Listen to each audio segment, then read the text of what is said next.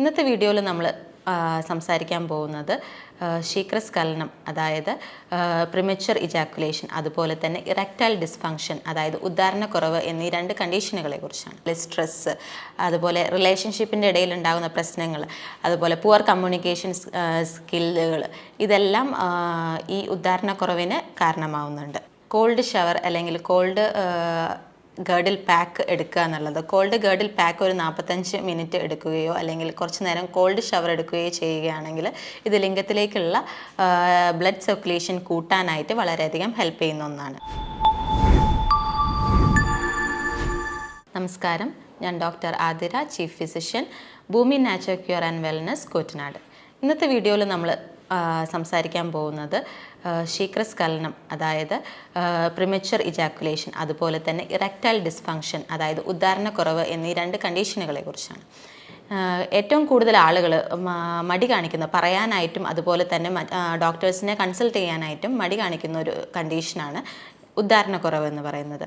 ഇതെന്തുകൊണ്ടാണ് ഉണ്ടാവുന്നത്, അല്ലെങ്കിൽ ഇത് എങ്ങനെയൊക്കെ നമുക്ക് ഇതിനെ പരിഹരിക്കാൻ പറ്റും എന്നുള്ളതാണ് നമ്മൾ ഇന്നത്തെ വീഡിയോയിൽ പറയുന്നത്.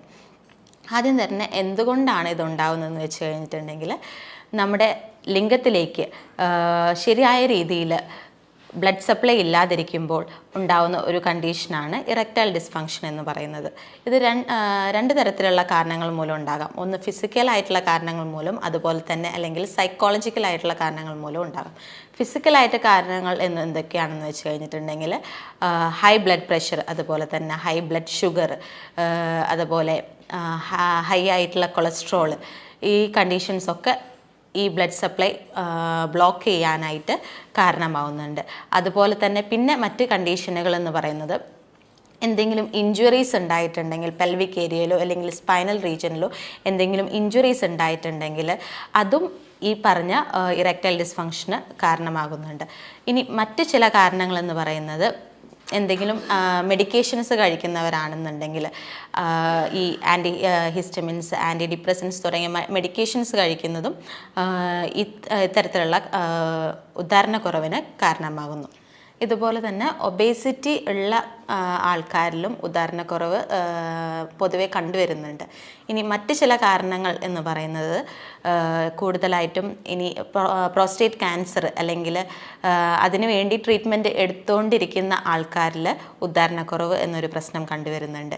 പിന്നെ കൂടുതലായിട്ട് ടൊബാക്കോ യൂസ് ചെയ്യുന്നവർ, അതായത് പുകയില ഉൽപ്പന്നങ്ങൾ ഉപയോഗിക്കുന്നവരിൽ ഇതിൽ അടങ്ങിയിട്ടുള്ള നിക്കോട്ടിൻ മൂലം ഈ ശരിയായ രീതിയിൽ രക്തം ലിംഗത്തിലേക്ക് എത്താതിരിക്കാൻ കാരണമാവുന്നുണ്ട്.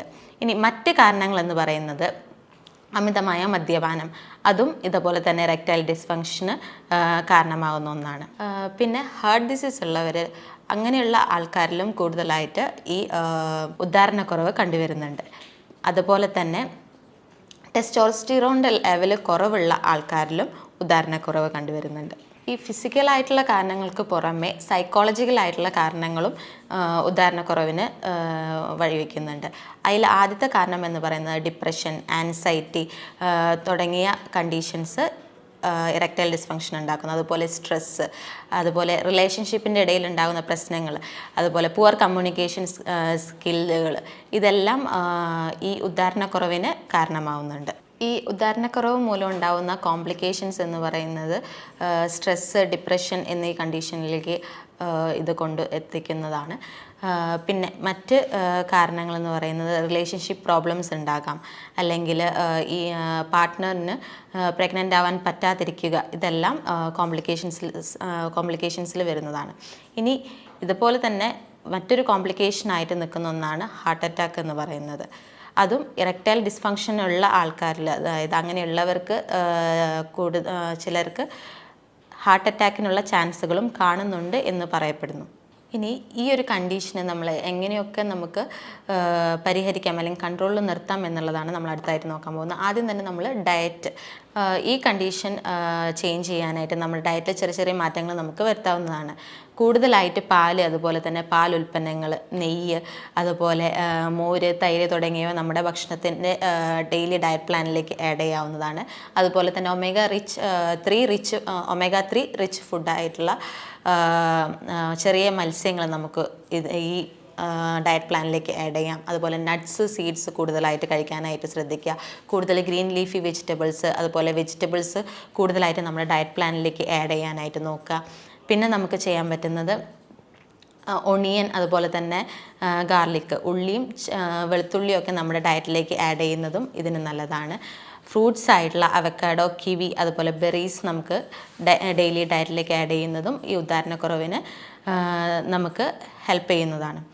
അപ്പോൾ നമുക്ക് ഇത്രയും കാര്യങ്ങൾ നമുക്ക് ഡയറ്റിലൂടെ ചെയ്യാം. ഇതുപോലെ തന്നെ ബീട്രൂട്ട്, പൊംഗ്രാനൈറ്റ് തുടങ്ങിയ ഭക്ഷണ പദാർത്ഥങ്ങളും നമുക്ക് ഡെയിലി ഡയറ്റ് പ്ലാനിലേക്ക് ആഡ് ചെയ്യാവുന്നതാണ്.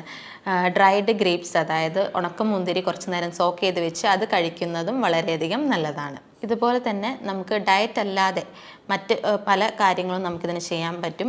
പക്ഷെ അതിന് മുന്നേ നമുക്ക് എന്തൊക്കെ കാര്യങ്ങൾ ഇതിൽ അവോയ്ഡ് ചെയ്യണം, ഫുഡിൽ എന്തൊക്കെ കാര്യങ്ങൾ അവോയ്ഡ് ചെയ്യണം എന്ന് പറയേണ്ടതുണ്ട്. നമുക്ക് ആവശ്യമില്ലാതെ നമ്മളിപ്പോൾ പുറമെന്ന് കഴിക്കുന്ന ജങ്ക് ഫുഡ്സ്, അതുപോലെ പ്രോസസ്ഡ് ഫുഡുകളെല്ലാം പരമാവധി ഒഴിവാക്കാനായിട്ട് നോക്കുക. അതുപോലെ തന്നെ കൂടുതൽ സ്വീറ്റ്, അതുപോലെ തന്നെ കൂടുതൽ ഓയിലി ആയിട്ടുള്ള ഫുഡുകൾ പരമാവധി ഒഴിവാക്കാനായിട്ട് നോക്കുക. ഇതോടൊപ്പം തന്നെ നമുക്ക് ഒഴിവാക്കേണ്ട 2 കാര്യങ്ങളാണ് സ്മോക്കിങ്ങും അതുപോലെ തന്നെ ആൽക്കഹോൾ കൺസംഷനും, അതായത് മദ്യപാനവും. ഇത് രണ്ടും ഇറക്ടൈൽ ഡിസ്ഫങ്ഷന് വളരെ വലിയൊരു റോള് വഹിക്കുന്നുണ്ട്. ഇത് രണ്ടും കംപ്ലീറ്റ് ആയിട്ട് തന്നെ അത് നമ്മൾ ഒഴിവാക്കിയാലേ നമുക്ക് ഇതിന് എന്തെങ്കിലും ഒരു റിസൾട്ട് കിട്ടുകയുള്ളൂ. നമുക്ക് ഡയറ്റ് ശ്രദ്ധിക്കുന്നതോടൊപ്പം തന്നെ ചെയ്യേണ്ട മറ്റൊരു കാര്യമാണ് എക്സസൈസുകൾ. ഈ ചെറിയ എക്സസൈസുകൾ ചെയ്യുന്നത് നമ്മുടെ ശരീരത്തിനെയും അതുപോലെ തന്നെ മനസ്സിനെയും ഹെൽത്തിയായി വെക്കാനായിട്ട് ഇത് ഹെൽപ്പ് ചെയ്യുന്നു. ഇത് നമുക്ക് സ്ട്രെസ്സ്, മറ്റ് ടെൻഷൻസ് എല്ലാം ഒഴിവാക്കാനായിട്ട് ഹെൽപ്പ് ചെയ്യുന്ന ഒന്നാണ്.